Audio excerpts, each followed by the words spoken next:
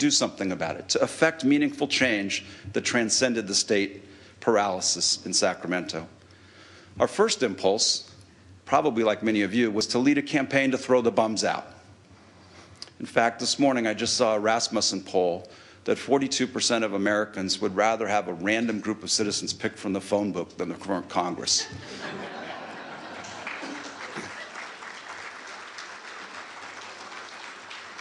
In fact, by a 2-to-1 margin, Republicans believe that. The only problem with that in Sacramento is that the next set of bums are going to have the same set of problems. Not surprisingly, the rules that guided all of us in this predicament are dictated in part by the state's constitution. And in looking at the California Constitution, like other founding documents, we all tend to think of it as some sacred document. Though California's often amended document is a far cry from its original and sacred form, it's now routinely criticized by observers as the perfect example of what a constitution ought not to be. Originally written in 1879, it's actually one of the oldest state constitutions still in use today. Since then, it has been amended 512 times, making it the world's third longest constitution in existence. This has led many to conclude that if we want the system to work again, we have to look at the very rules and architectures that constitute the governance of our great state. More piecemeal tinkering means more of the same and a failure to address the real issues that plague us. Right now, there are 3 ways to achieve this kind of reform in California. First, the legislature could do it. It's been proven on the front page headlines about California's ongoing budget crisis that inaction and status quo policies are what we witness. If anyone here thinks that the legislature is likely on its own to fix Sacramento, then I've got this great bridge in San Francisco I want to sell you. The second way we could do this is through the initiative process. The challenge here is that California has a strong single subject rule that governs initiatives. This means that it'd likely require more than a dozen ballot initiatives to get the basic changes and problems like budgeting, elections, the relations between state and local government, and managing the state's bureaucracy for accountability. Unfortunately, we don't have the time, and it's extraordinarily expensive to go that way, although people are trying. The third option is to call a constitutional convention. First, that may seem extreme, but after a bunch of research, we found that in reality, conventions are pretty regular in other states.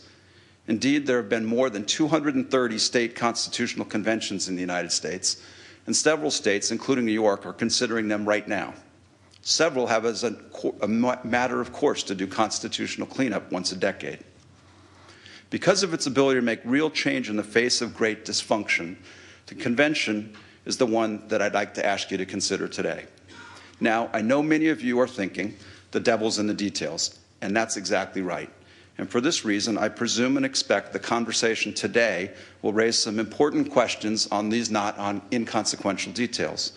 This type of open dialogue, as Michael mentioned, is both significant and necessary to move the discussion forward, and we welcome it.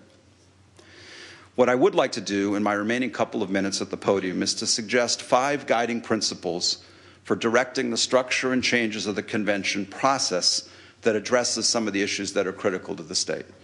1. The convention's scope can and should be limited to governance issues, which will have tangible positive impact for the state, the citizens of the state of California. This should not be a constitutional convention on gay marriage. 2, the structure of the convention must be designed so as not to be gamed by special interest groups. 3, delegates must represent the geography and diversity of our state. 4, any convention must abide by a delegate selection process that is seen as fair, open, and ultimately strengthens the case for reforms put forward with its legitimacy. And 5, the convention framework must be empowered to recommend the complex changes the state needs to deliver results to the voters, and that voters can then give their up or down approval to that whole set of changes on the 2011 or 2012 ballot. In an era of technology, powerful on and offline convening, social networking, around-the-clock media, there's a tremendous opportunity, we think, to debate, air grievances, build consensus, and work together toward common ground well before the convention is even called. Today is part of that process. This coming together is an important and critical component in the lead up to a convention, and one that importantly must bring transparency and clarity to the reforms being pursued. I want to be real honest about what we're trying to do here and the challenges that lie ahead. Many around the state have benefited for years from the systemic largesse. Regardless if it was caused by dysfunction, they're not going to want to give up power and will fight hard against change. We may hear some strong objections today. I'd be surprised if we don't. Some are going to say this is just an attempt to raise taxes. Well, let me establish first and foremost that the principles that I enumerated would specifically bar delegates from proposing tax increases in the convention. Others are going to say that this is just a run at Prop 13, which has benefited so many, so why change it? Whatever the convention process does, it must go back to the voters. The voters will have the final say. In the polling we've done, only 17% of Californians want to increase property taxes. So if the delegates decide to make changes, they're going to fail at the ballot box. And finally, some say this process will just be hijacked by the special interest groups. For the benefit of all, we're going out of our way to protect this effort from special interest influence and business as usual that has failed us. The convention and the framing of issues that lead up to it will operate in a fishbowl. Imagine how the media, concerned Californians, will scrutinize its operations.